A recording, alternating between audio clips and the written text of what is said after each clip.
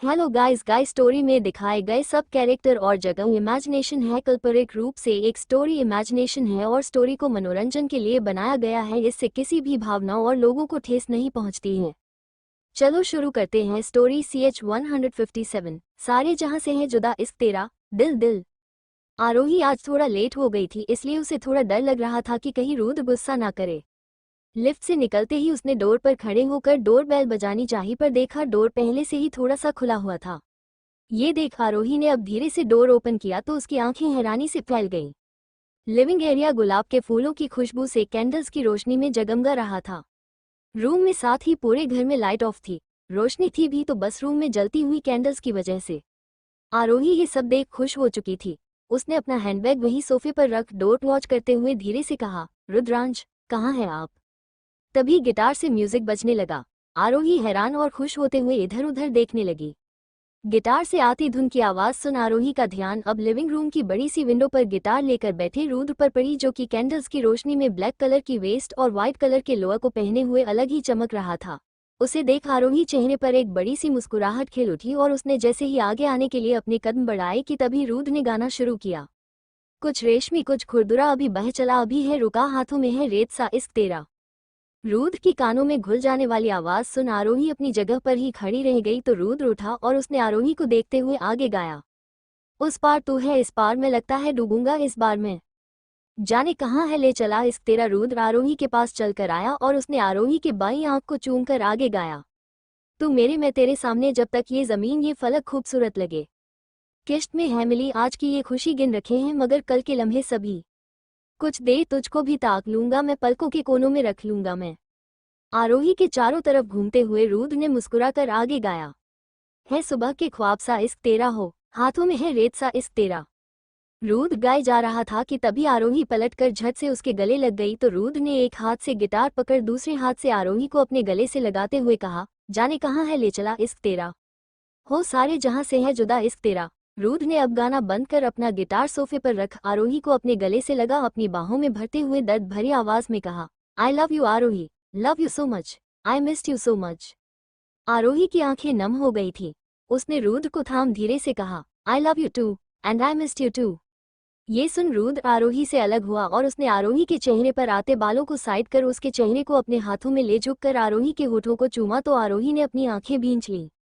चारों तरफ जलती हुई कैंडल्स और फूलों के बीच खड़े रुद्र और आरोही एक दूसरे में खोए एक दूसरे को किस किए जा रहे थे। कुछ देर बाद दोनों एक दूसरे से जुदा हुए तो रुद्र ने आरोही से कहा, तुम फ्रेश हो जाओ, मैं खाना लगाता हूँ।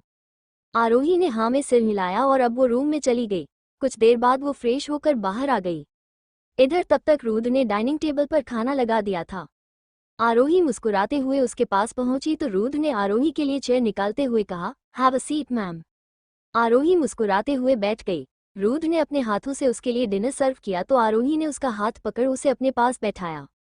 खाने में रुद्र ने आरोही का फेवरेट पालक पनीर, मल्टीग्रेन रोटी और अपने लिए खिचड़ी बनाई थी। ये देख आरोही ने खुश होते हुए पूछा, आपको याद है? तो रुद्र ने आरोही को देखते हुए कहा, हाँ मम, सब कुछ याद है। दोनों ने अब खाना शुरू किया। खाना वाकई बहुत अच्छा बना था। आज ना ही नमक ज्यादा था और ना ही मिर्ची, खाने में सब कुछ ठीक था। आरोही ने रुद्र की तारीफ करते हुए कहा, खाना बहुत अच्छा बना है। ये सुन रुद्र मुस्कुरा दिया। दोनों का खाना हुआ तो आरोही अब सामान और डिशेज उठाकर किचन में रखने चली गई। कुछ देर तक भी वो फ्री नहीं हुई तो रुद्र ने अब किचन में जाकर उसे अपनी गोद में उठाते हुए कहा, क्या तुम भी ये सब कल मेड कर लेगी?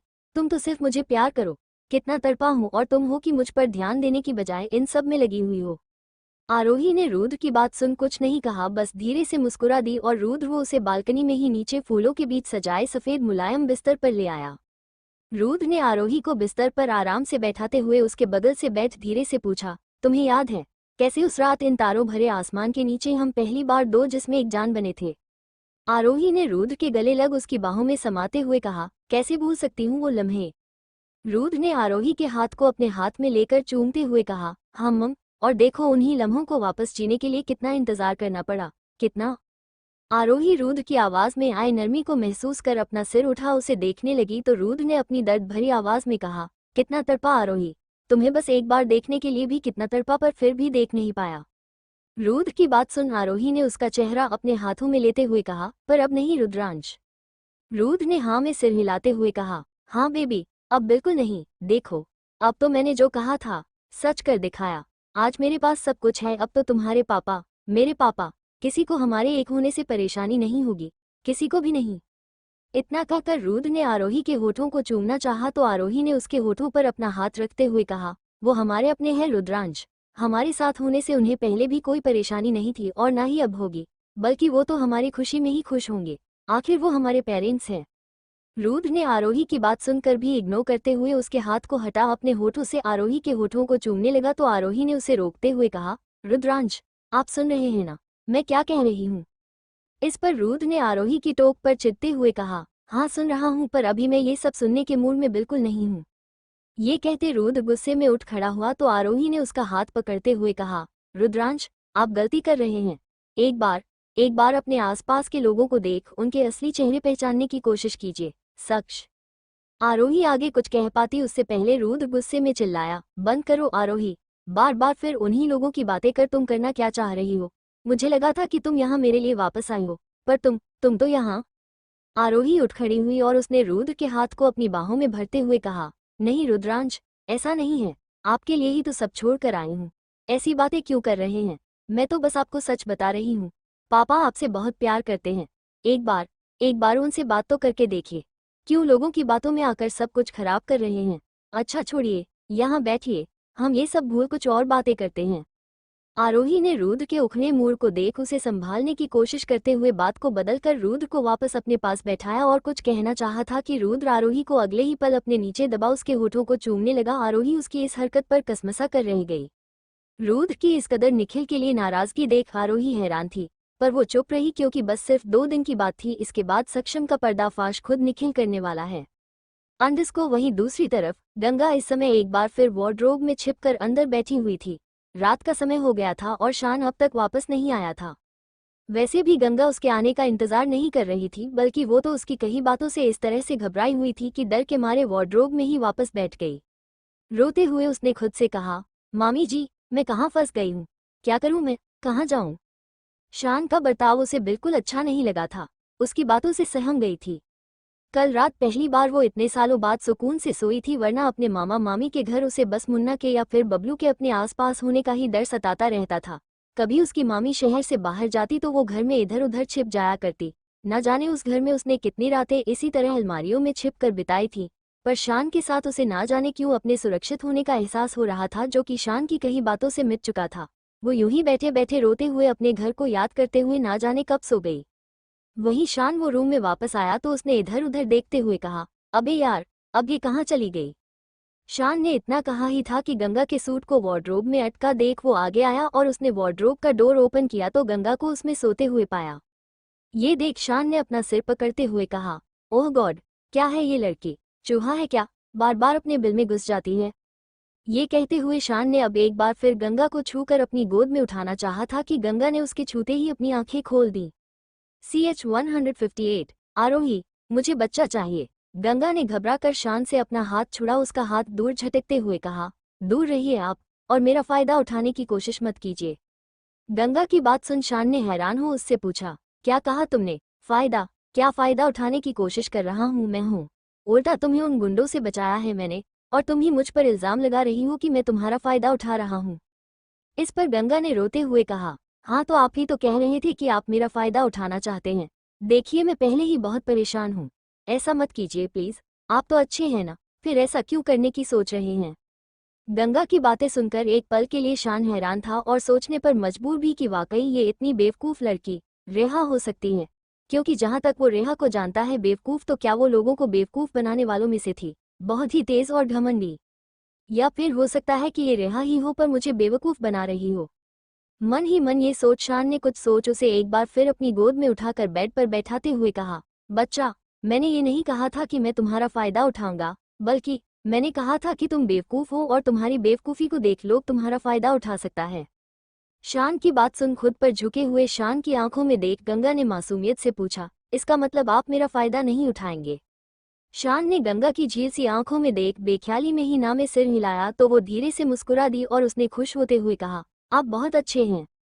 शान गंगा के चेहरे पर आए मुस्कान देख खुद भी मुस्कुरा दिया और अब उसकी आंखों में खोए हुए उसके करीब ही बैठ गया। गंगा उसकी आंखों में देखे जा रही थी कि तभी शान ने उसके गाल को छूती लट को अपना हाथ ऊपर उठा लट को कान के पीछे ले जाते हटाया तो गंगा को उसके छूने पर अपने पेट में अजीब सी गुदगुदी महसूस हुई। वो सिहर उठी और शान की आंखों में देखती रही।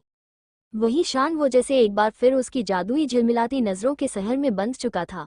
वो भूल चुका था कि ये वही रेहा है जो एक बार फिर उसे अपनी चालाकी से बेवकूफ बनाने की कोशिश कर रही है। ये वही थी जिससे वो नफरत करता है। वो उसे सबक सिखाना चाहता है, इसलिए ही तो वो उसे देख इतना खुश हो गया था और उसे अपने साथ लाया था। शान अपनी आंखें बंद कर मदहोशी के आलम में आगे बढ़ गंगा के चेहरे के करीब अपना चेहरा लेकर जाने लगा था कि उसके फोन पर आए नोटिफिकेशन की आवाज ने शान को झटके से ख्यालों की दुनिया से बाहर निकाल असलियत में ला दिया और वो झट से गंगा के पास से उठ खड़ा हुआ और गंगा वो तो ऐसे ही शान को देखे जा रही थी। शान ने इधर उधर देखते हुए कहा, डिनर कर लो। गंगा ने हाँ में सिर हिलाते हुए कहा, हम पर पहले मुझे बाथरूम जाना है।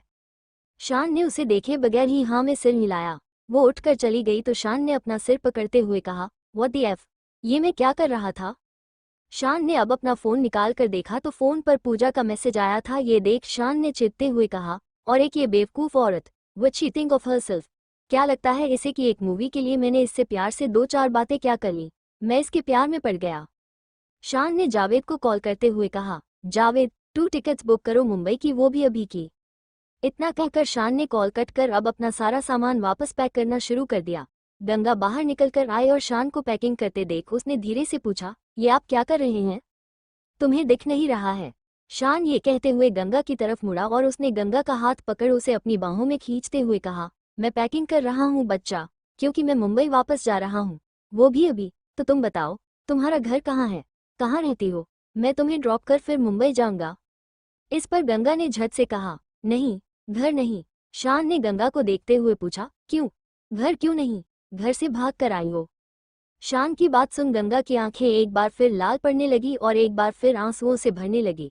उसने अपना सिर झुका सिसकते हुए कहा, मैं घर से नहीं भागी, मुन्ना भैया की वजह से मुझे घर से भागना पड़ा। वो मेरे साथ गंदी हरकतें कर रहे थे, मुझे परेशान कर रहे थे। ऐसे ही हैं वो, जब भी मामा मामी घर से बाहर जाते हैं वो मुझे परेशान करने का मौका नहीं छोड़ते। और इसमें बबलू भैया या घर में कोई भी उनसे कुछ नहीं बोलता, पर कल तो उन्होंने मेरे साथ। ये कहते हुए गंगा फफक कर रो पड़ी और उसने रोते हुए कहा, पर वो कुछ गलत करते उससे पहले मैं घर से भाग निकली, मगर जल्दी उन्होंने मुझे पकड़ लिया और एक बार फिर वो अपनी हरकतों को अंजाम देने वाले थे कि आप आ गए। वो बहुत बुरे हैं, जानवर हैं, हमेशा मुझे परेशान करते आए हैं, कभी मारना तो कभी मुझे भूखा रखना तो कभी मेरी किताबें फाड़ देना, और मैं उनसे कुछ कह भी नहीं पाती। शान गंगा की बातें सुन परेशान हो गया था। उसने धीरे से पूछा, तुम्हारे पापा और माँ क्यों कुछ नहीं कहते। गंगा ने अपना सिर उठा शान की आंखों में देखते हुए कहा, क्योंकि वो दोनों मेरे साथ हैं ही नहीं। लोग कहते हैं कि मेरे पापा चोर थे, मंदिर से उन्होंने माता पार्वती और माता लक्ष्मी के स्वर्ण आभूषण चुराए थे और एक दिन अपने किए गुनाहों ने ही उनकी जान ले ली। और मम्मी वो मुझे मामा मामी के पास अकेला छोड़कर चली गई। इतना कहकर गंगा एक बार फिर अपने मुंह पर हाथ रख रो पड़ी और बस रोते हुए ही नीचे फर्श पर बैठ गई। गंगा ने अपना सिर उठा शान को देखते हुए पूछा, प्लीज मुझे छोड़कर मत जाइए। मैं कहाँ जाऊंगी, मैं कभी घर से बाहर नहीं निकली। मामा जी ने हमेशा मुझे अपनी उस बड़ी सी हवेली में कैद करके रखा था, किसी को नहीं जानती मैं कहाँ जाऊं। गंगा ये कहते हुए रोए जा रही थी और उसे देख शान आंखें फाड़े बस उसे देखे जा रहा था। उसने मन ही मन सोचते हुए कहा, क्या वाकई ये रेहा नहीं है, और ये कैसा पॉसिबल हो सकता है, 2 अलग लोगों का हूबहू एक जैसा दिखना। शान का दिमाग घूम चुका था, ना जाने वो रेहा समझ किसको अपने साथ ले आया था। ये रेहा है भी कि नहीं, अब तो ये वामिका ही बता सकती थी। अंडस को इधर मुंबई में रूद बालकनी में आरोही को ब्लैंकेट के अंदर अपने सीने से लगाए हुए एक हाथ से सिगरेट का कश लेते हुए अपने मुंह से धुआं छोड़े जा रहा था, जिसके कारण आरोही की नींद खराब होने लगी थी। उसे सिगरेट की स्मेल से बेचैनी महसूस होने लगी थी, वो अनकंफर्टेबल हो रही थी। ये देख रूद ने झट से सिगरेट बुझाकर दूर फेंक दी और अब खिसकते हुए वापस लेट गया। उसने आरोही को अपनी बाहों में भर उसके होठों को प्यार से चूमा तो आरोही ने आंखें बंद किए हुए ही पूछा, क्या कर रहे हैं आप। रूद ने धीरे से कहा, कुछ भी तो नहीं। आरोही ने उसकी बात सुन अपनी आंखें खोल रूद के होठों पर अपना हाथ रखते हुए कहा, झूठ क्यों, आप वही काम करते हैं जो मुझे बिल्कुल पसंद नहीं। क्या मिलता है आपको सिगरेट पीकर। रूद ने आरोही का हाथ पकड़ अपने होठों से हटाते हुए कहा, तो तुम क्यों मुझे टेंशन देती हो। आरोही ने उठकर बैठते हुए पूछा, टेंशन और मैं। रूद ने नाराज होते हुए कहा, हाँ तुम, क्यों हमारी बातों में सिर्फ मैं और तुम नहीं होते? क्यों करती हो ये सब? बेबी मुझे तुम और मैं साथ चाहिए, बस, और कोई नहीं। पर तुम्हारी बातों से मुझे लगता है कि तुम फिर फैमिली के लिए मुझे छोड़ दोगी। रूद की बात सुन आरोही ने उसे देखते हुए धीरे से पूछा, और आपको ऐसा क्यों लगता है? और ये बताइए कि आपको घर की याद नहीं आती क्या? रूद ने आरोही की बात सुन गुस्से में कहा, नहीं आती, क्योंकि यादें अच्छी हो तो याद करना अच्छा लगता है, मगर वही यादें कड़वी हों तो उन्हें याद कर तकलीफ होती है। तुम आखिर जानती ही क्या हो? कुछ नहीं। पापा को या माँ को मुझसे प्यार नहीं है, बल्कि अब कुछ सालों बाद दोनों ही रिटायर्ड होने वाले हैं, यानी कोई काम नहीं। ऐसे में अब उन्हें अपना बेटा याद आ गया है, वो बेटा जो बुढ़ापे में उनके सहारा हो। बाकी जैसा तुम सोच रही हो वैसा कुछ भी नहीं है। रूद की बात सुन आरोही ने सिर हिलाते हुए कहा, नहीं रुद्रांश, ऐसा नहीं है। रूद ने आरोही के होठों पर उंगली रखते हुए कहा, शश शश, कहा ना तुम कुछ नहीं जानती। तुम यहाँ आओ, मेरे पास। अब इन बातों पर और कोई बहस नहीं होगी। ये कहते हुए रूद ने बार फिर आरोही को अपने ऊपर खींच लिया। आरोही ने उसके सीने पर अपने हाथों को टिकाते हुए कहा, रुद्रांश। तो रूद ने पलटकर आरोही को नीचे कर उसके होठों को हल्के से चूमते हुए कहा, आरोही, मुझे बच्चा चाहिए। रूद की कही बात सुन आरोही शॉक हो गई। वो फुसफुसाई, बच्चा? तो रूद ने आरोही के पेट पर हाथ रखते हुए कहा, हाँ, बच्चा, हमारा बच्चा। आरोही ने रूद के हाथ को अपने पेट पर महसूस करते ही अपनी आंखें भींच लीं। उसका कठोर हाथ आरोही के मखमल की तरह नर्म और मुलायम पेट को सहलाए जा रहा था। रूद ने आरोही के कंधे को चूमते हुए पूछा, तुम चुप क्यों हो गई? कुछ तो बोलो। आरोही ने अपने पेट घूमते रूद के हाथ को पकड़ते हुए कहा, रुद्रांश, मैं अभी कैसे? मुझे कुछ नहीं आता। बेबी को अकेले कैसे संभालेंगे? रूद ने आरोही के गले लगते हुए कहा, बहुत अच्छे से संभालेंगे। आरोही ने रूद को खुद से दूर करते हुए कहा, प्लीज अभी नहीं, अभी मेरे एग्जाम्स होने बाकी हैं, इंटर्नशिप भी कर रही हूँ। ऐसे में मैं अकेले होने पर बेबी का ख्याल नहीं रख पाऊंगी। रूद ने आरोही की बात सुनकर उसे अपनी बाहों में भरते हुए कहा, मैं हूं ना, हम दोनों मिलकर उसे संभालेंगे। आरोही ने धीरे से कहा, नहीं, प्लीज। तो रूद ने धीरे से कहा, अच्छा ठीक। ये कहते हुए रूद अब चुप हो गया तो आरोही ने उसे देखते हुए पूछा, आप नाराज हो गए? रूद ने मना करते हुए कहा, नहीं, तुम भी अपनी जगह ठीक हो, और फिर अभी कौन सा हम बूढ़े होने वाले हैं? जब तुम चाहोगी तभी बेबी प्लान करेंगे। ये कहते हुए रूद अब एक बार फिर चुप हो गया। शायद थोड़ा ही सही उसे बुरा तो लगा था, पर आरोही की बात भी उसे सही लगी थी, इसलिए ज्यादा कुछ कह ही नहीं पाया। तारांकन सुबह के समय बनारस में एक सफेद रंग की चमचमाती कार हवेली में आकर रुकी। कार के अंदर बैठे पंडित विजय जोशी बाहर निकल कर आए तो घर के नौकर चाकर उन्हें प्रणाम करते हुए अपना अपना काम करने लगे। इधर भारती जी को पता चला कि पंडित जी कानपुर से वापस लौट आए हैं तो वो डर के मारे घबराने लगी थी, पर फिर खुद को मजबूत करते हुए वो नीचे पहुंची तो कुछ ही देर में वो पंडित जी के सामने खड़ी थी। पंडित जी ने उन्हें एक नज़र घूर कर देखते हुए अचानक ही गुस्से में खींचकर एक जोरदार तमाचा उनके गाल पर मारा तो वो अपना गाल पकड़कर चिल्ला उठी। ये देख बबलू भागता हुआ आया और उसने पंडित जी से कहा, बाबा, ये क्या? आप माँ पर क्यों हाथ उठा रहे हैं? उसकी बात सुन पंडित जी ने एक तमाचा अब बबलू के मुंह पर मारते हुए गुस्से में पूछा, गंगा कहाँ है? कहाँ है गंगा? बबलू ने अपना सिर झुकाते हुए कहा, पता नहीं। ये सुन पंडित जी ने गुस्से में कहा, तुम्हें ज्ञान भी है कि क्या किया तुमने? वे गुस्से में चिल्लाए, वो लड़की कोई साधारण लड़की नहीं थी और ना ही हम बेवकूफ थे जो उसे इतने सालों से इस घर में किसी पंछी की तरह पिंजरे में कैद किए हुए थे। इस पर अपनी दादी के पास बैठे मुन्ना ने कहा, तो बाबा ऐसी भी कौन सी देवी थी वो? कोई हमारी सगी तो थी नहीं। अपने छोटे बेटे मुन्ना की आवाज सुन पंडित जी एक बार फिर गुस्से में चिल्लाए, नालायक, ये समझ लो देवी ही थी वो, लक्ष्मी देवी। हमारी सालों की मेहनत और हमारी तिजोरी की चाबी सब कुछ गवा बैठे तुम मूर्खों की वजह से। पंडित जी की बात सुन बबलू ने कहा, बाबा, क्या कह रहे हैं आप? कुछ समझ नहीं आ रहा। पंडित जी ने अपने बड़े बेटे को देखते हुए कहा, हाँ तो सुनो और समझो। आज जिस मंदिर के पंडित हम हैं, पर यही कोई 20 साल पहले मंदिर पर पंडित भगवानदास का बड़ा बोलवाला था। लोग पूजा करते थे उनकी। मंदिर में आती धन राशि, पैसा, जेवर सबका लेखा जोखा पंडित भगवानदास के पास था, और साथ ही पुरखों की कमाई करोड़ों की संपत्ति। पर उस संपत्ति का कोई वारिस नहीं था, क्योंकि भगवान दास की पत्नी को शादी के 10 साल बीत जाने पर भी कोई औलाद नहीं हुई थी। ऐसे में एक दिन औलाद के लिए दुखी होते भगवान दास को देख उसके दोस्त विजय जोशी ने यानी हमने अपने 3 माह के छोटे बेटे को उसकी गोद में रखते हुए कहा कि आज से यह उनका हुआ। पर उसके अगले दिन ही भगवान दास ने ये कहकर अपने दोस्त का बच्चा वापस लौटा दिया कि उसकी बीवी गर्भ से है। इतने सालों में जिस पत्नी के गर्भ से एक चूहिया तक ने जन्म नहीं लिया था, वो 10 साल बाद मां बनने जा रही थी। यह बात हमारी समझ के बाहर थी, पर फिर भी एड़ी चोटी का जोर लगाकर हमने सच्चाई बाहर लाई और तब जाकर हमें पता चला कि भगवान दास की पत्नी वैजंती उस समय नई नई आईवीएफ तकनीक के जरिए मां बनने जा रही थी। 1 साल बाद उसने 2 बच्चियों को जन्म दिया था। बच्चियों का जन्म वैजंती के सगे भाई के यहाँ मुंबई में हुआ था, पर बच्चियों के जन्म के कुछ समय बाद ही वो मुंबई से बनारस चली आई। बच्चियों के जन्म से भगवान दास की सारी चिंताएं खत्म हो गई थी। बहुत खुश था वो, पर उसका दोस्त विजय जोशी उसे खुश देख आग बबूला हो रहा था, और होता भी क्यों नहीं, क्योंकि सब कुछ था भगवान दास के पास और हमारे पास 2 वक्त की रोटी के लिए भी अन्न बड़ी मुश्किल से मिलता था। लाख कोशिश करने पर भी जब हमारा कोई धंधा सफल नहीं रहा, तब एक दिन ठान ली कि जो भगवान दास के पास है वो सब हमारे पास होगा। मंदिर का खजाना, उसकी हवेली, उसकी करोड़ की संपत्ति, सब कुछ हमारा होगा। पर वो सब कुछ हमारा हो पाता उससे पहले ही भगवान दास को हमारी नियत का पता चल गया, और यह भी कि हम उसे मारने का षड्यंत्र रच रहे थे। अपने बाबा की बात सुन मुन्ना और बबलू पंडित दोनों एक दूसरे के चेहरे देखने लगे। आज पहली बार अपने बाबा का ये दूसरा चेहरा उन दोनों के सामने आया था। उन्हें तो आज तक यही लगता आया था कि कैसे वो दोनों एक धर्मात्मा इंसान के घर में जन्म ले लिए, क्योंकि कहाँ उनके पिता एक महान विद्वान पंडित और कहाँ वे दोनों ऐसे नीच और पापी के उनके द्वारा किए गए कर्मों की माफी शायद नर्क में भी जाकर नहीं मिलने वाली थी। बबलू को अब तक बहुत कुछ समझ आ गया था, पर फिर भी उसने आगे जाने की कोशिश करते हुए अपने बाबा से पूछा, उसके बाद क्या हुआ बाबा? भगवान दास और उसकी बच्चियों कहाँ है? एक लड़का और एक लड़की बिस्तर पर। अपने बेटे की बात सुन पंडित विजय जोशी ने गुस्से में कहा, मार दिया हमने भगवान दास को। इसी लायक था वो, हम उसे कुछ भी नहीं करना चाहते थे, पर उसने हमें मंदिर से माता लक्ष्मी और पार्वती के गहने चुराते हुए पकड़ लिया था, इसलिए उसे मारना पड़ा। पर उसे मौत के घाट उतार कर हम भाग नहीं पाए, क्योंकि तब तक उसकी पत्नी वहां आ चुकी थी। और ऐसे ही सुबह भी हो गई, तो सुबह के समय लोगों का आना जाना भी शुरू हो गया। वैजंती ने सबको चीख चीख कर बताया कि कैसे हमने भगवान दास को मार डाला, पर हमने भी वो खेल खेला कि वैजंती चिल्लाती ही रह गई और हमने खुद को बचाने के लिए भगवान दास पर चोरी का इल्जाम लगा गहने जानता को वापस कर खुद को महान साबित कर दिया।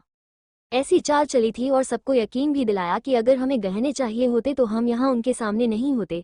हमारी झूठी कहानी को मान किसी ने हम पर शक करना तो दूर, उल्टा वैजंती को ही बुरा भला कहो उस पर पत्थर फेंकने शुरू कर दिए। मगर वहां भी हमने जनता की नजरों में महान बन वैजंती को बचाया और उसे जबरदस्ती अपने साथ ले आए।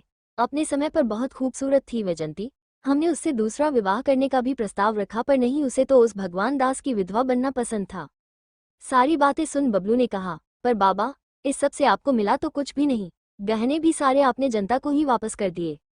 पंडित मुस्कुराया और उसने बबलू के गाल खींचते हुए कहा, तुम्हारी तरह बेवकूफ नहीं है हम।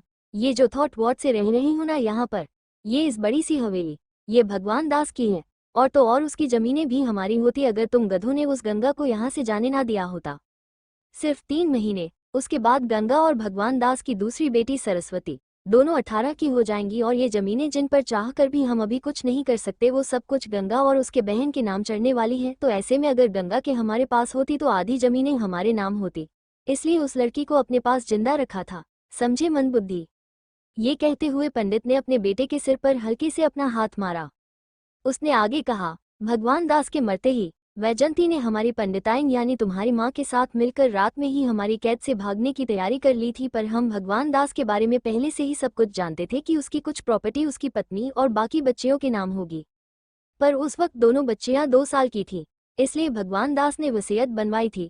और जब हमें पता चला वैजंती भागने की फिराक में है, तो हम उनके इरादों को कामयाब होने से रोक तो नहीं पाए, पर हाँ, उसकी छोटी बच्ची गंगा को उससे छीन लिया और वैजंती को लगा कि हमने उसकी बेटी को मार दिया।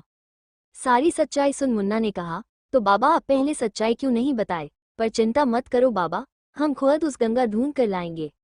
ए कल्लू, गाड़ी निकाल बे। ये कहते हुए मुन्ना सब छोड़ घर से बाहर निकल गया। इधर बबलू भी अपने आदमियों के साथ गंगा को ढूंढने के लिए निकल गया। वहीं भारती वो सब देख चुपचाप खड़ी रह गई, तो पंडित ने कहा, तुम्हें तो हम बाद में देखें, पर ये याद रखना कि अगर वो लड़की नहीं मिली तो तुम्हें हमसे कोई नहीं बचा पाएगा। इतना कहकर पंडित अपनी धोती संभाल वहां से चला गया, तो भारती अपना सिर पकड़ वहीं नीचे बैठ गई। अंडस को इधर दूसरी तरफ गंगा सबसे बेखबर बड़े ही सुकून से शान की बाहों में उसके गले लगकर सोई हुई थी। कुछ देर बाद गंगा की आंख खुली तो उसने धीरे से अपने आसपास के माहौल का जायजा लिया, और जैसे ही उसे एहसास हुआ कि वो इस समय शान के बेहद करीब सोई हुई थी, तो वो हड़बड़ा कर उठ गई। उसके उठने पर शान की नींद खुली थी, पर शान एक बार फिर ब्लैंकेट खींच कर सो गया। ये देख गंगा ने गुस्से में उसके ऊपर अपने हाथों को बरसाते हुए कहा, ये क्या किया आपने? उठिए, मैंने कहा उठिए। शान ने अपना ब्लैंकेट हटा उठते हुए कहा, ओह गॉड, तुम सच में पागल हो क्या? मुझे मारने की हिम्मत कैसे हुई तुम्हारी? पर गंगा ने शान की बात का जवाब देने की बजाय रोते हुए उससे पूछा, ये क्या किया आपने? आप कैसे सो सकते हैं मेरे साथ? इतना बड़ा पाप कैसे कर गए आप? ये कहते हुए गंगा ने एक बार फिर अपना हाथ उठाया, पर शान ने गंगा के उठते हाथ को पकड़ उसे रोकते हुए पूछा, पाप? कैसा पाप? तो गंगा ने रोते हुए कहा, आप मेरे साथ सो चुके हैं, ये क्या किया आपने? अब मुझसे कोई शादी नहीं करेगा। गंगा की बातें सुन शान को झटका सा लगा और उसने अगले ही पल गंगा का मुंह पकड़ उसके नर्म गालों पर सख्ती बढ़ाते हुए कहा, चुप करो, क्या बकवास कर रही हो? मैंने कुछ भी नहीं किया है तुम्हारे साथ। गंगा ने शान का हाथ दूर झटकते हुए कहा, झूठ मत बोलिए, आपने सच ही कहा कि आप इतने भी अच्छे नहीं हैं, और ये बात आपने सच कर दिखाई। आपने मेरा फायदा उठा लिया, अब मैं क्या करूं? इतना कहकर गंगा एक बार फिर रोने लगी तो शान ने एक बार फिर उसके मुंह पर अपना हाथ रख उसे चुप करवाते हुए गुस्से में कहा, ओह गॉड, कितनी डेंजर हो तुम। एक तो मैंने तुम्हें बचाया और तुम मुझे ही फंसा रही हो। मैंने कुछ नहीं किया है तुम्हारे साथ, जगह नहीं थी इसलिए मुझे तुम्हारे साथ इस बेड पर सोना पड़ा। ये कहते हुए शान ने गंगा को छोड़ा तो गंगा ने सिसकते हुए कहा, वही तो मैं कह रही हूँ, आप मेरे साथ बिस्तर पर क्यों सोए? ये क्या पाप कर दिया आपने? आप मेरे पति नहीं हैं, ऐसे कैसे आप मेरे साथ सो सकते हैं? मुझे कहीं का नहीं छोड़ा आपने। गंगा की बात सुन शान को अब ये दूसरा झटका लगा था। शान ने गंगा का पकड़ते हुए पूछा, क्या कहा तुमने? मेरे साथ बिस्तर पर क्यों सोए? गंगा ने हाँ में सिर हिलाया तो शान ने उसकी कही बात का मतलब समझकर अपना सिर पकड़ते हुए कहा, हे राम, कौन से ग्रह से आए हो तुम? एक बेड शेयर करने पर इतना बवाल, और कल से जो पूरा दिन और पूरी रात मेरे साथ इस रूम में हो उसका क्या? गंगा ने अपने आंसू पोंछते हुए कहा, वो मैं नहीं जानती, पर एक लड़का और एक लड़की बिस्तर पर, ये सही नहीं। एक लड़का और एक लड़की बिस्तर पर शादी से पहले नहीं सोते हैं। आपने ये मेरे साथ ठीक नहीं किया, मुझे धोखा दिया, अब मुझसे कोई शादी नहीं करेगा। गंगा की बिना सिर पैर वाली बातें बातें CH 160 तो आरोही मुझे कभी नहीं मिलती। गंगा की बिना सर पैर वाली बातें सुन शान ने बेड से उठते हुए कहा, अपनी बकवास बंद करो, और मैं इतना गिरा हुआ नहीं हूं कि किसी भी लड़की के साथ उसकी परमिशन के बगैर फिजिकल हो जाऊं। और रहा तुम्हारी शादी का सवाल, वो मैं तुम्हारी शादी करवा दूंगा। हैप्पी, नाउ गेट अप, हमें एयरपोर्ट के लिए निकलना है। गंगा ने शान की बात सुन उससे पूछा, क्यों, हम कहाँ जा रहे हैं? शान ने कहा, तुम्हें उस मुन्ना से दूर जाना है या नहीं? गंगा ने धीरे से हाँ में सिर हिलाया तो शान ने कहा, तो बस उठो और जल्दी फ्रेश हो जाओ। गंगा समझी तो कुछ नहीं थी पर जल्दी से उठ गई और बाथरूम चली गई। इधर शान ने तब तक अपने बॉडीगार्ड जावेद से पता कर लिया था कि उनकी टिकट्स बुक हो चुकी हैं। वैसे शान रात में ही मुंबई जाने वाला था पर वाराणसी के वेदर की कंडीशन की वजह से फ्लाइट लेट थी। अंडस को रूम से निकलने से लेकर और होटल से चेकआउट करने तक गंगा को शान अपने साथ कहीं भी नजर नहीं आया, बल्कि वो किसी और ही आदमी के साथ एयरपोर्ट पहुंची थी। शान ने उसे समझा दिया था कि उसे किसी काम की वजह से थोड़ा पहले निकलना पड़ेगा, पर वो उसे एयरपोर्ट पर मिलेगा। गंगा शान के गार्ड के साथ एयरपोर्ट पहुंची तो उस बड़े से एयरपोर्ट को अपनी आंखें बड़ी बड़ी करते हुए घूरने लगी। एयरपोर्ट, रेलवे स्टेशन, सब कुछ उसने बस देवेश भैया के फोन में ही तो देखा था। देवेश बबलू का 10 साल का बेटा था जो कि गंगा को दीदी बुलाता था और मानता भी था। गंगा एयरपोर्ट पहुंची तो उसे दूर अपने सामने कुछ लोगों के साथ शान खड़ा दिख गया था। शान को अपने सामने देख गंगा को थोड़ी राहत मिली और उसका डर जैसे कम हुआ था कि तभी उसकी नज़र शान से हट कुछ दूरी पर अपने आदमियों के साथ खड़े मुन्ना पर गई जो कि अब उसके पास ही चला आ रहा था। गंगा उसे देख धीरे से फुसफुसाई, मुन्ना भैया। गंगा की दिल की धड़कन उसे देखते ही बढ़ गई। उसने झट से सबसे पहले अपने दुपट्टे से अपना मुंह छुपा लिया और शान के आदमी के पीछे पीछे जल्दी से चलने लगी और बार बार पीछे मुड़कर देखने लगी थी कि मुन्ना कुछ तेज कदमों से उसकी तरफ ही चला आ रहा था। उसे देखकर गंगा को ऐसा लगा जैसे वो भागकर उसके पास ही आ रहा है और वो उसे पकड़ लेगा। वो डर गई। घबराई हुई गंगा ने अपने आगे कुछ दूरी पर चल रही शान को देख जल्दी से भागकर उसके पास जा उसके गले से लग अपना चेहरा उसके सीने में छुपा लिया। उसकी इस हरकत से एक पल के लिए शान शॉक था और इसके साथ ही उसके साथ चल रही उसकी फिल्म की लीड एक्ट्रेस मिनी भार्गव भी। वे लोग चलते चलते रुक चुके थे कि मिनी ने शान से मुस्कुराते हुए कहा, लगता है तुम्हारी अभी से ही फैन फॉलोइंग तगड़ी बन चुकी है। शान ये सुन धीरे से मुस्कुराया और इधर उधर देखने लगा। भले वो बतौर एक्टर इतना फेमस नहीं हुआ था बट वो एक फेमस मॉडल था और ऐसे में अगर किसी रिपोर्टर ने उसे इस तरह गंगा के साथ देख लिया तो उन्हें एक मसाला न्यूज बनाने में टाइम नहीं लगेगा और यही वजह थी कि शान एयरपोर्ट पर गंगा के साथ नहीं आया था। इधर गंगा को शान से लिपटा देख जावेद और गंगा के साथ चल रहे गार्ड ने गंगा को पकड़कर शान से अलग किया तो गंगा ने शान को देखते हुए कुछ कहना पर मुन्ना को आते देख गंगा ने जल्दी से अपना चेहरा अपने दुपट्टे में छुपा लिया और शान से कुछ कहना चाहा था पर वो उसे छोड़ एयरपोर्ट के अंदर चला गया। गंगा चुपचाप खड़ी रह गई और दुपट्टे के झीने से कपड़े के अंदर से शान को जाते हुए देखती रह गई कि वो कैसे बेगानों की तरह उसे छोड़कर चला गया। गंगा ने इधर उधर मुन्ना को ढूंढा कि तभी कोई उसका हाथ पकड़ उसे अपने साथ खींच ले गया। उसे कुछ समझ नहीं आ रहा था कि वो कहाँ जा रही है, क्या हो रहा है, कुछ भी समझ नहीं आ रहा था पर वो बस मुन्ना से बचकर कहीं छिप जाना चाहती थी। अंडस को रात के समय आरोही वापस आए तो रुद्र घर पर नहीं था। दोनों की सुबह से कोई बात नहीं हुई थी क्योंकि आरोही की जब आंख खुली तो रुद्र जा चुका था। वो उसके आने का इंतजार करने लगी। वहीं दूसरी तरफ रुद्र अपने पीए के साथ सक्षम के अपार्टमेंट पहुंचा तो सक्षम उसे इस समय अपने डोर पर खड़ा देख कुछ हड़बड़ा सा गया। तभी रुद्र ने उसके चेहरे पर उड़ी हवाएं देख धीरे से पूछा, क्या हुआ, तू ठीक है? सक्षम ने हाँ में सिर हिलाते हुए एक नजर अंदर देखते हुए कहा, हाँ आ जा, अंदर आ। रुद्र अंदर आया तो देखा लिविंग रूम में टेबल पर वाइन के 2 ग्लास रखे हुए थे। ये देख रुद्र ने सक्षम से पूछा, कोई और भी आया हुआ क्या? सक्षम ने ये सुन झट से कहा, क्या कोई नहीं तो। वो घबराया हुआ था और ये उसकी आवाज से साफ महसूस किया जा सकता था। रुद्र ने उसकी बात सुन उससे पूछा, तो ये वाइन के 2 ग्लास क्यों? सक्षम ने सेंटर टेबल पर रखे उन ग्लासों को देख अपनी घबराहट छुपाते हुए कहा, अरे ये वो बॉबी आने वाला था, पता नहीं अभी तक आया ही नहीं। रुद्र ने ये सुन वहीं सोफे पर बैठते हुए कहा, ओह अच्छा। सक्षम भी उसके पास ही जा बैठा और फिर इधर उधर नजरें घुमाते हुए शक्ति को ढूंढने लगा। वहीं रुद्र ने वाइन का एक ग्लास उठाते हुए पूछा, तूने खन्ना से पेमेंट क्यों नहीं ली अब तक? सक्षम ने रुद्र को वाइन का ग्लास थामे देखते हुए कहा, यार वो खुद पेमेंट करने को तैयार नहीं है, इसमें मैं क्या कर सकता हूँ? रुद्र ने वाइन के ग्लास पर लगी रेड लिपस्टिक को देख ग्लास वापस रख, अपनी पॉकेट से सिगरेट निकाल अपने होठों के बीच रख उसे जलाते हुए कहा, तो तू इस बारे में मुझे तो कहता। इस पर सक्षम ने अपना ग्लास उठा वाइन को सिप करते हुए कहा, क्या कहता? पता चला है कि आरोही तेरे पास वापस आ चुकी है, ऐसे में मैं क्यों तुम दोनों को डिस्टर्ब करूं, इसलिए कुछ नहीं बोला। आखिर इतने दिनों बाद तुम दोनों मिले हो, ऐसे में मुझे लगा काम की बातों के लिए तेरे पास अभी शायद टाइम ही ना हो। एक लंबा कश लेकर रुद्र ने सोफे पर अपना सिर पीछे ले जाकर स्मोक बाहर छोड़ते हुए कहा, सच कहूं तू ना सच्चा यार है मेरा। इतना कहकर रुद्र वापस ठीक से सीधे बैठा और उसने अपना सिर आगे झुकाते हुए सक्षम की आंखों में देखते हुए कहा, एक तू ही तो है जो इतना सोचता है मेरे बारे में, खासकर मेरे और आरोही के बारे में। सक्षम ने रुद्र की बात सुनकर नाराजगी जताते हुए कहा, और फिर भी तूने इतनी बड़ी बात छुपाई कि तेरे और आरोही के बीच सब सॉर्ट आउट हो गया। सक्षम की बात सुन रुद्र हंस दिया और उसने सिगरेट का कश ले अपनी गहरी नजरों से सक्षम को देखते हुए कहा, हाँ मम, क्योंकि अगर पहले ही बता देता तो आरोही मुझे कभी नहीं मिलती। रुद्र की बात सुन सक्षम को कुछ खटका कि उसने अभी क्या सुना कि तभी रुद्र ने कहा, चलो तब नहीं बताया कोई बात नहीं, अभी बताता हूँ। तो सुन, आरोही मेरे पास हमेशा हमेशा के लिए वापस लौट आई है, आती भी क्यों नहीं, मुझसे बहुत प्यार करती है ना? सक्षम ने रुद्र की बात सुन मुस्कुराते हुए कहा, हाँ वो तो है।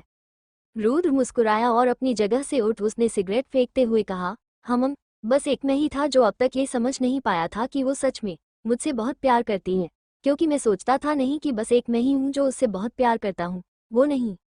रुद्र ये सब कहते हुए घूम फिर कर सक्षम के पीछे जा खड़ा हुआ था कि सक्षम ने ग्लास रख सामने देखते हुए कहा, वो तो मैं तुझे हमेशा ही बोलता आया था कि आरोही तुझे बहुत प्यार करती है। सक्षम ने इतना कहा ही था कि पीछे खड़े रुद्र ने अचानक से सक्षम के गले को अपनी मजबूत बाजू में दबोच उस पर झुककर उसके कान में फुसफुसाते हुए कहा, सही कहा, तूने बोला था, तूने कहा था मुझे कि आरोही मुझसे प्यार करती है पर वो घर छोड़ मेरे साथ दर दर की ठोकरें खाने को कभी राजी नहीं होगी। हम यही कहा था ना? और क्या कहा था तूने? हाँ, कि मुझे पहले बहुत सारा पैसा कमाना होगा, तब जाकर वो मेरे पास आएगी, यही कहा था ना तूने? तो देख अब वो वापस आ गई, पर जो बहुत सारा मैंने पैसा कमाया था वो ना जाने कहाँ चला गया। सक्षम जो कि रुद्र की अचानक की हुई इस हरकत से हैरान था और अपना गला उसके हाथ से छुड़ाने की कोशिश कर रहा था, पर अब रुद्र की बात सुन तो जैसे उसे एक और बड़ा झटका लगा था।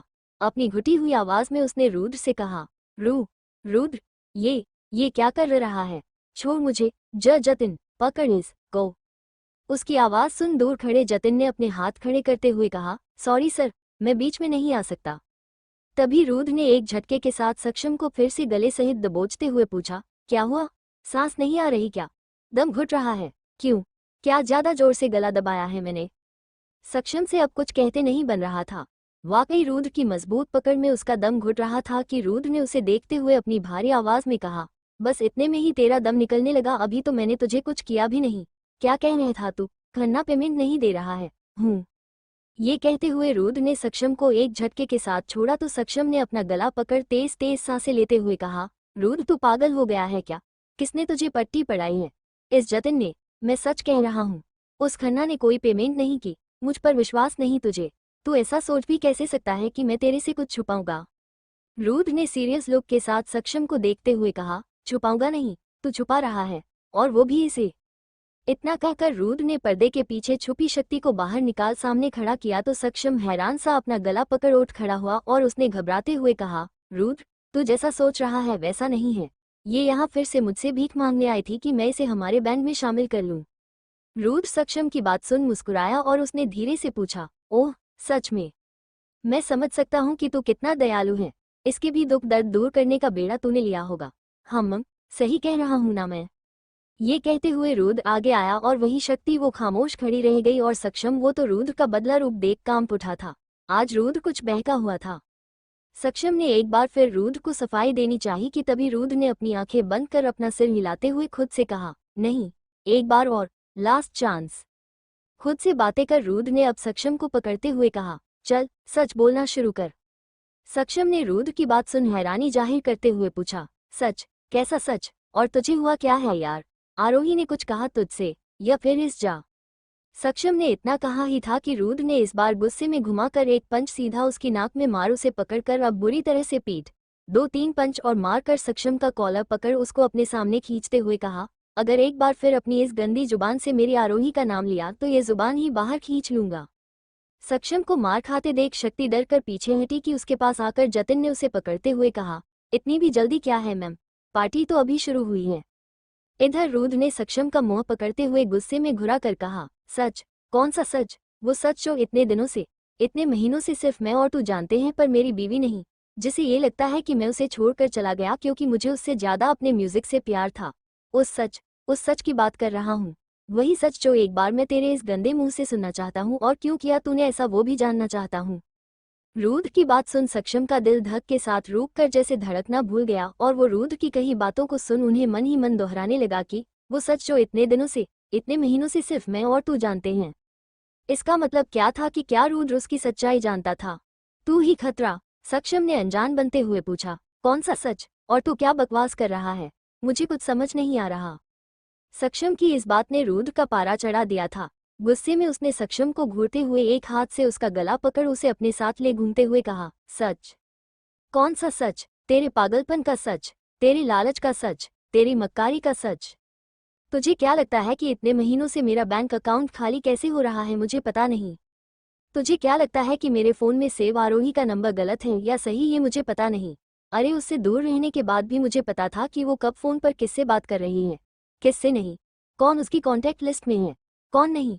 उसके फोन से जुड़ी, उससे जुड़ी कोई बात मुझसे छिपी नहीं। उससे जुड़ी पल पल की खबर मुझे थी, तो उसका एक 10-10 अंकों का नंबर मुझे याद नहीं होगा? या तूने मुझे इतना बेवकूफ़ समझा है कि मैं उसे किसी और के नंबर से कांटेक्ट नहीं कर पाता?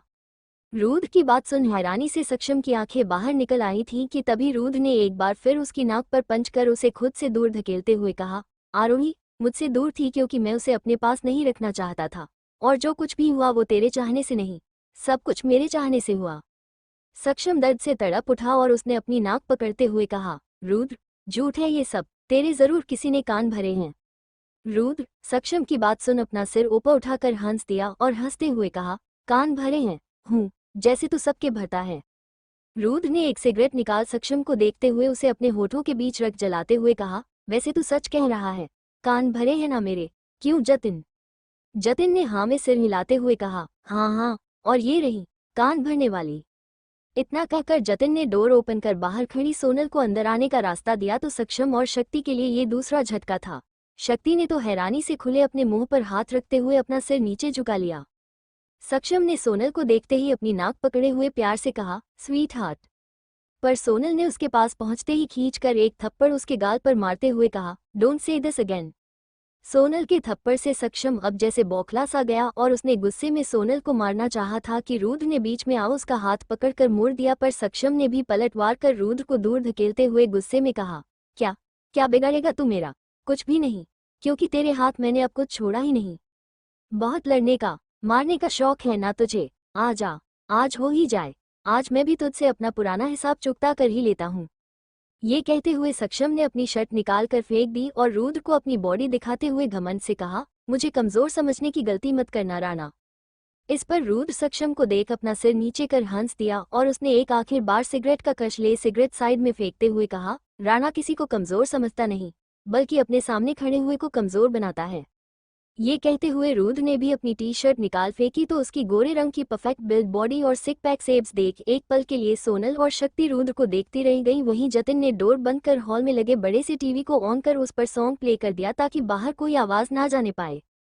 सॉन्ग प्ले हुआ और इसके साथ ही सक्षम गुस्से में रुद्र पर झपटा तो रुद्र ने उसका हाथ पकड़ उसे एक झटके में अपनी बाह में दबोच उसके सिर पर एक के बाद एक पंच बरसाए तो जतिन ने खुश हो सीटियां बजाना शुरू कर दी। इसके साथ ही टीवी पर बजते गाने को सुन शक्ति के साथ साथ सोनल भी रुद्र को सक्षम को मारते देख बड़ी ही हसरतों से उसे देखने लगी। रुद्र का ये अवतार सबसे हटकर था। क्या लग रहा था वो जैसे महाभारत का कोई योद्धा हो। तू ही ख्वाहिश हो, तू ही खतरा, जहर तेरा मुझ में उतरा। बड़ा शोर उठा है कानों में, महफिल में और मैखानों में। तेरा नशा घोल कर डाला है मैंने दिल में और पैमानों में। वही सक्षम ने मौका पाकर रुद्र से अलग हो अब दो तीन मुंह के रुद्र के मुंह पर दे मारे तो रुद्र को गुस्सा आ गया। उसने गुस्से में सक्षम का गला पकड़ अपने पास खींच उसे जोरदार झटका देकर नीचे गिराया तो ऐसा लगा जैसे सक्षम का दम ही निकल गया। बड़ा शोर उठा है कानों में, महफिल में और मैखानों में। मैंने दिल में और पैमानों में हूँ, तू ही ख्वाहिश, जहर तेरा मुझ में उतरा। जतिन ने सोनल को रुद्र को घूरते देख उसके सामने खड़े होते हुए कहा, ओह गॉड, जानता हूं कि सर बहुत हैंडसम हैं, पर वो मैरिड हैं, उन्हें ताड़ना बंद कीजिए। जतिन की बात सुन सोनल को वाकई धक्का लगा और वो अपनी ख्याली दुनिया से वापस लौट आई और उसे एहसास हुआ कि वो क्या कर रही थी। पर इसमें झूठ नहीं था कि रुद्र इस समय सक्षम के साथ मारधाड़ करते हुए बहुत ही दमदार लग रहा था। डाका तेरा दिल पे पड़ा, लबों से तूने जो छू लिया शोला बना, जल गया दिल मेरा, धुआं ही धुआं ही धुआं। इधर सक्षम खांसते हुए अपना पेट पकड़कर उठा ही था कि रुद्र ने उसे पकड़कर दूर फेंका और वो टीवी से जा टकराया जिसके चलते टीवी हिलकर नीचे जा गिरी और टीवी की स्क्रीन के टूटने की तेज आवाज के साथ ही शोर थम गया। इधर इस हुए घमासान से जतिन ने पास खड़ी सोनल को अपनी बाहों में भर उसका चेहरा अपने सीने में छुपा लिया तो सोनल ने खुद को उससे छुड़वाते हुए कहा, ओह क्या पागल हो गए हो, छोड़ो मुझे। जतिन ने सोनल को छोड़ उसे देखते हुए कहा, सॉरी, मुझे लगा कि आपको कहीं ये सब देख डर तो नहीं लग रहा। सोनल ने जतिन की बात सुन उसे घूर कर देखा। इधर नीचे पड़े सक्षम को देख रुद्र ने उसे उठाकर अपने सामने खड़ा करते हुए कहा, जिस दिन घर छोड़कर आया था उसके एक हफ्ते बाद ही मैंने तुझे जब शक्ति से चोरी छिपे मिलते देखा समझ आ गया था कि कुछ गड़बड़ कर रहा है तू, पर इतना गिर जाएगा ये नहीं सोचा था। उसके बाद ही तुझ पर नजर रखनी शुरू कर दी थी मैंने, तब पता चला कि तेरा असली चेहरा क्या था। तेरा सच सामने आते ही सबसे पहले मैं सोनल से मिला था ताकि उसे तुझसे बचा सकूं। इसके बाद तेरे पल पल की खबर सोनल ने तेरे पास होकर मुझे दी। रुद्र ने सक्षम को देख नफरत से कहा, दोस्ती की थी तेरे से निभाई भी दिल से, पर तू इसके लायक नहीं। मैं जान चुका था कि किशोर सर जो मुझ पर मेहरबान हुए उसके बाद से तेरी नीयत एक बार फिर खराब हो चुकी थी और तेरा प्लान मेरे थ्रू किशोर सर तक पहुंच इस फिल्म इंडस्ट्री में सेटल होना था और इसके लिए ही तू एक बड़े भाई के जैसे मेरा ख्याल रखने का नाटक कर रहा था। हर सॉन्ग की, हर कॉन्ट की पेमेंट से तूने मेरे नाम से अपने लिए कार, फ्लैट लेकर यूज की और मैं आरोही की यादों में खोया आवारा आशिक बस उसे याद करते हुए गाए जा रहा था, पैसे कमाए जा रहा था। जो कि तुझे लगता है, पर सच तो ये था कि फ्लैट हो या कार या कोई भी आदर सेविंग सब कुछ मेरा था, मेरा है और मेरा ही रहेगा। रुद्र की बात सुन सक्षम ने सिर से टपकते खून से सन चुकी पलकों को खोलने की कोशिश करते हुए रुद्र को देखा तो रुद्र ने हाँ में सिर हिलाते हुए कहा, हाँ, तेरे से 4 कदम आगे था मैं तेरी हर चाल में। आरोही या अपने घर में किसी से मेरा कांटेक्ट नहीं था, इसलिए नहीं कि तूने अपने शातिर दिमाग को लगा मुझे किसी से मिलने नहीं दिया, बल्कि वो मैं खुद था जो उनमें से किसी से भी नहीं मिला। क्यों? क्योंकि मैं जानता था कि तू अपने पैसों की भूख के आगे अगर आरोही या कोई भी हमारे बीच आता तो उन्हें नुकसान पहुंचा सकता था। इनफैक्ट आरोही को तो तू नुकसान पहुंचा चुका होता अगर मैंने तेरा प्लान फ्लॉप ना किया होता तुझे अपने साथ बेंगलोर ले जाकर। सक्षम रुद्र की बातें सुन अब लगभग बेहोश होने को था। रुद्र उसके हर एक खेल से वाकिफ था और एक वो खुद को इस खेल का राजा समझ रहा था, पर असल राजा तो खुद रुद्र था। उसका खेल खत्म हो चुका था, इसलिए सक्षम ने अपनी लड़खड़ाती जुबान से पूछा, सब जानकर भी मुझे क्यों छोड़ा? अभी तक कुछ किया क्यों नहीं? तो रुद्र ने मुस्कुराते हुए कहा, क्योंकि तेरी नियत देख मैं तुझे इतनी आसानी से छोड़ना नहीं चाहता था। तब तेरे लिए सजा बहुत मामूली थी, पर अब जब तूने मेरे साथ इतनी धोखाधड़ी की है, मेरी बीवी को मारने की साजिश की, उसके लिए अब तेरे लिए सजा तय करने में कोई परेशानी नहीं आएगी। हमेशा तुझे अपने छोटे भाई के जैसा समझा, पर तू पीठ पर वार करने वाला निकला। सक्षम रुद्र की बात सुन दर्द से कराहता हुआ मुस्कुराया और उसने धीरे से कहा, तू मेरे खिलाफ कुछ नहीं कर सकता। ये सुन रुद्र हंस दिया और उसने सक्षम को सोफे पर धकेल उसके सामने खड़े होकर उस पर झुकते हुए कहा, ये तुझे लगता है मैं पहले ही सब कुछ कर चुका हूँ, तेरा सारा बंदोबस्त कर चुका हूँ। ये कहते रुद्र मुड़ा और उसने डोर की तरफ देखते हुए तेज आवाज में कहा, क्यों ससुर जी, सही कहा ना मैंने। इस पर पलक झपकते एक बार फिर डोर खुला और आदित्य अपने 2 गार्ड्स के साथ अंदर आया। आदित्य ने अंदर आते हुए कहा, एकदम सही। इसी के साथ रुद्र उसे देख हल्का सा मुस्कुराया और उसने सक्षम और शक्ति दोनों की तरफ देखते हुए कहा, तुम दोनों का आज खेल खत्म। अब तक जमा किए हमारे सबूत तुम दोनों को सजा दिलाने के लिए काफी हैं। सक्षम लुटा पीटा सा रह गया था, पर ये सुन तब से शांत खड़ी शक्ति चिल्लाई, नहीं रुद्र, मैंने कुछ नहीं किया।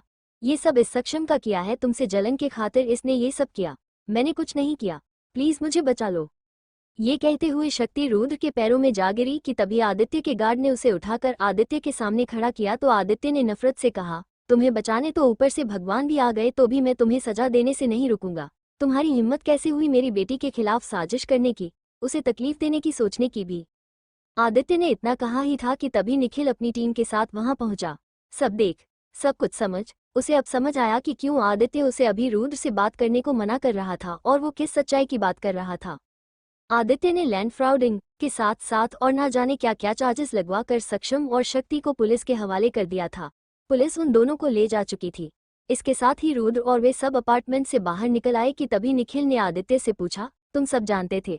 आदित्य ने धीरे से मगर साफ शब्दों में कहा, मैं पहले से ही सब कुछ जानता था। To be continued. Hello guys, अगर आपको स्टोरी पसंद आ रही है तो चैनल को सब्सक्राइब, लाइक और कमेंट करके जरूर बताएं। Thank you for listening. दिल हेडफोन।